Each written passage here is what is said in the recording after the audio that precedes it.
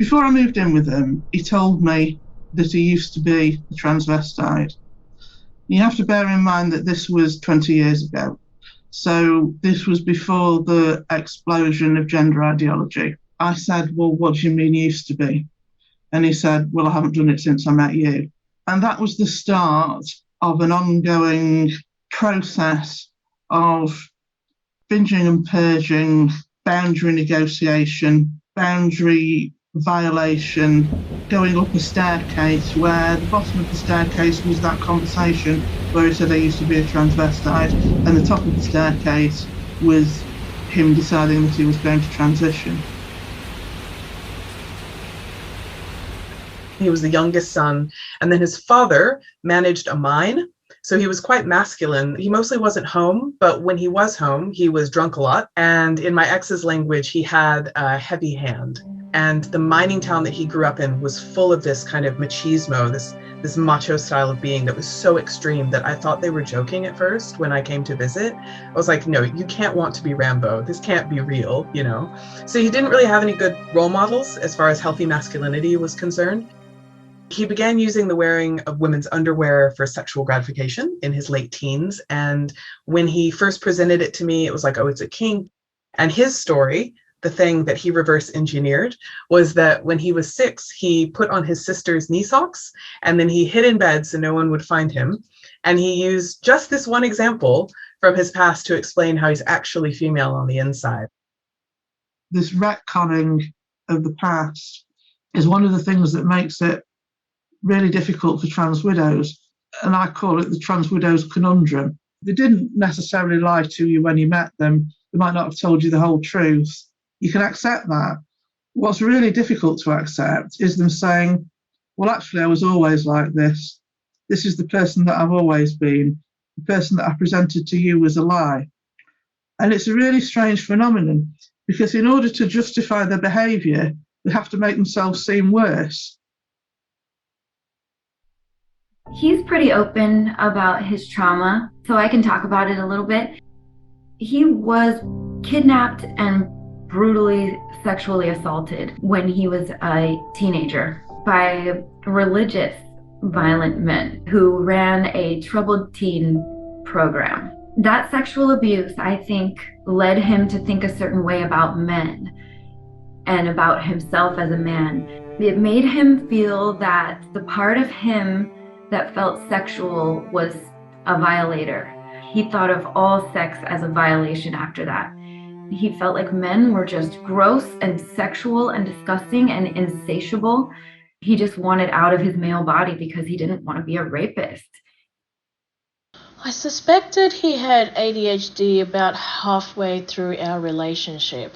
I noticed he had trouble concentrating on tasks that he didn't find interesting or enjoyable to him, and he over-concentrated on tasks that interested him. He did get formally diagnosed after some years, and this makes me wonder sometimes if ADHD made him more susceptible to the current transgender fad. I think a lot of people on the autistic spectrum feel dysphoric, but it's not gender dysphoric. They often feel like social misfits and tend to be very trusting and impressionable. So I think all of these things make people on the autistic spectrum easy targets or easy receptacles for transgender ideas. In his case, he was feeling lonely because he had gone to a different town to study. A friend or somebody said to him, have you thought maybe you could be transgender or gender fluid, and that could be the source of your problems, and said, why don't you come to my house and try on a dress? And that's literally how it started. It was such a small thing was enough to have him thinking, oh, yes, here's something new. And then he made friends very quickly, which is something that Asperger's people really want, but they find it difficult. Well, I invented the word autogynephilia in response to clinical interviews with a lot of gender identity patients. I would define it as a heterosexual man's propensity to be sexually aroused by the thought or image of himself as a woman. It is not about physicality. Woman is something far deeper and far more complex than that. I would say that autogynephilic, let's call them symptoms, can be classified in about 4 different ways. One type I've called physiologic autogynephilia, which is fantasies or masturbation and enactments of women's physiological functions, such as breastfeeding or menstruating. Another class of autogynephilia I call behavioral autogynephilia, and this is behaving in ways that symbolize femininity to the patient. Got nothing in my brain. Got nothing in my brain. A third variety is the idea of having a woman's body. Wait. I have a really important announcement. I promise this will take 2 seconds, okay? You ready? They bounce. Am I right? The last type of autogynephilic behavior I would call transvestic autogynephilia, of men dressing partly or completely in women's attire, which often starts out as masturbation accompanied exercise. To clean up my room, to do the laundry, and in the bathroom, that's all I really want is girls.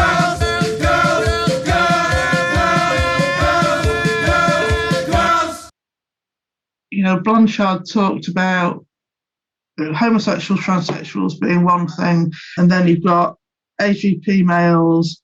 I've always wondered if in between you've got men who just find it impossible to perform masculinity. It's very hard to know whether there is a bona fide third type, because many individuals of the autogynephilic type have all kinds of motivation, both to lie to themselves and to be dishonest with other people. He changed his story a lot. Sometimes it was, oh, I always knew.